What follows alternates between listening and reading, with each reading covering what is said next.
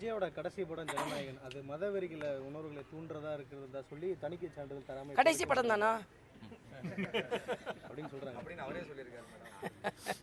கடைசி படம்னா ரொம்ப வருத்தமா இருக்கு. ஆமாம் அதான் தோனியோட லாஸ்ட் டான்ஸ் மாதிரி. அதான் கடைசி படம். அப்புறம் அரசியலில் வந்து சிக்ஸர் அடிக்க முடியலன்னா அப்புறம் திருப்பி முதல் படமும் ஆகும். அதனால் அதில் நான் நம்பலை, கடைசி படம்ன்றதை நான் நம்பலை.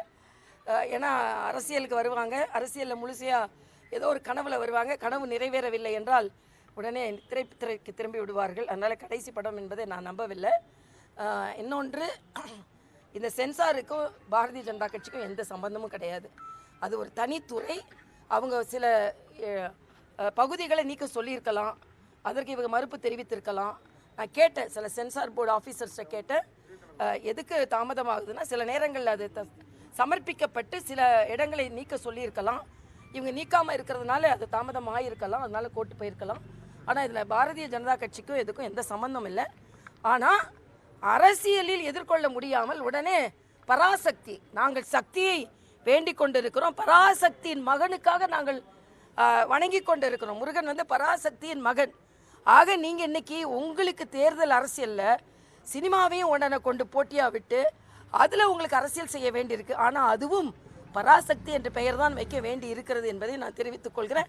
நடிப்பவரும் சிவகார்த்திகேயனாக தான் இருக்க வேண்டியிருக்கிறது என்பதை நான் தெரிவித்துக் கொள்கிறேன். ஆக நீங்கள் நாத்திகம் பேசினாலும் எப்படியாவது ஆத்திகத்திற்குள் வந்துதான் ஆக வேண்டும் என்பதை, எல்லாவற்றிற்கும் மேலே பராசக்தி என்ன கதைன்னு நான் கேட்டேன்னா ஹிந்தி எதிர்ப்புக்கான கதை.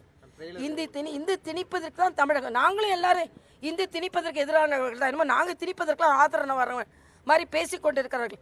திணிச்சவங்க யாரு? திராவிட முன்னேற்ற கழக தொண்டவர்களை சுட்டு கொண்டவர்கள் யாரு? இன்னைக்கு தோளில் தூக்கி வச்சுட்டு திரியிறீங்கல்ல காங்கிரஸ். அந்த காங்கிரஸ் உண்மையிலே பராசக்திக்கு நீங்கள் அது உண்மையான கருத்தை பொதுமக்கள்கிட்ட சொல்லி வேண்டும் என்றால் காங்கிரஸை நீங்கள் துரத்தி விட்டு தான் பராசக்தி ரிலீஸ் பண்ணணும். என்ன கேட்டால் அதான் உண்மையான ஒரு நிகழ்வாக இருக்க முடியும். ஆனால் எந்த திரைப்படத்தில் தவறான கருத்து பதிவு செய்து விடக்கூடாது. நிச்சயமாக டெல்லியோட பெருசா தேசிய உணர்வுக்கு எதிராக எந்த கருத்தும் இருந்துவிடக்கூடாது என்பது எனது. அதே போல பராசக்தி படத்தில் வந்து டெல்லி மட்டும்தான் இந்தியாவா அப்படின்ற ஒரு வசனமும் அதில் இடம்பெற்றிருக்காரு. இல்லை, டெல்லி மாத்திரம் இந்தியான்னு சொல்ல, டெல்லி இந்தியா, தமிழ்நாடு இந்தியா.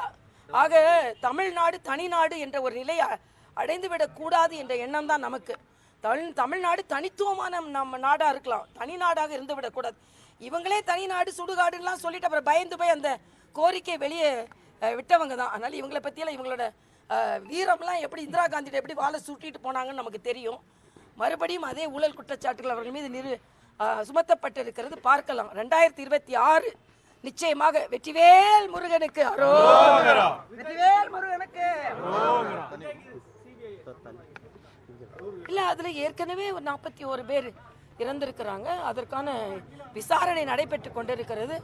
இதில் சட்டத்தின் இயல்பான நடவடிக்கை என்று தான் நான் பார்க்கிறேன். 1,25,00,000 மனங்களை வென்ற தந்தி டிவி யூடியூப் சேனல். தவிர்க்க முடியாத தம்ப்நெயில்ஸ், கலக்கலான கான்டென்ட்ஸ்.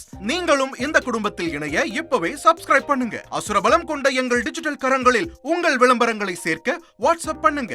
8939888378. Email advttv@dttv.in.